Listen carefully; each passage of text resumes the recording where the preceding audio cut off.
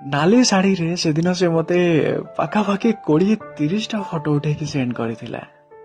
ହଁ, ମାନୁଛି ଲିପଷ୍ଟିକ ଟିକେ ଅଧିକା ଲଗେଇଥିଲା, ହେଲେ ମଥାରେ ସେ ଯୋଉ ମଥାମଣି ତା ବିଷୟରେ ଯେବେ ମୁଁ ପଚାରିଲି ମତେ କହିଲା ମୋର ଏଇଟା ବାହାଘର ବେଳେ ଲଗେଇବି ଦେଖିବନି କି। ଆଉ ଏଇ କିଛି ଦିନ ତଳେ ମୁଁ ଗୋଟେ ଫଟୋ ଦେଖିଲି, ସେଇଟା ନିର୍ବନ୍ଧର କି ପ୍ରି ୱେଡିଂ ସୁଟର ତ ମୁଁ ଜାଣିପାରିଲିନି, ହେଲେ ତା ହାତ ଆଉ ଜଣକ ଛାତି ଉପରେ ଥିଲା, ଆଉ ତାର ହବାକୁ ଥିବା ସ୍ୱାମୀର ହାତ ଠିକ ତା ଅଣ୍ଟା ଉପରେ ଥିଲା। ଆଉ ସେ ଯୋଉ ମଥାମଣିଟା ତା ମଥାରେ ସେମିତି ସୁନ୍ଦର ଦିଶୁଥିଲା। ସେ ବି ଲେଖିଥିଲି କି ମୋ ପ୍ରେମର ପରିଚୟ ମୁଁ ସେବେ ପାଇଲି, ମୋ ପ୍ରେମର ପରିଚୟ ମୁଁ ସେବେ ପାଇଲି ଯେବେ ତତେ ମୁଁ ଆଉ କାହା ବାହୁରେ ଦେଖିଲି।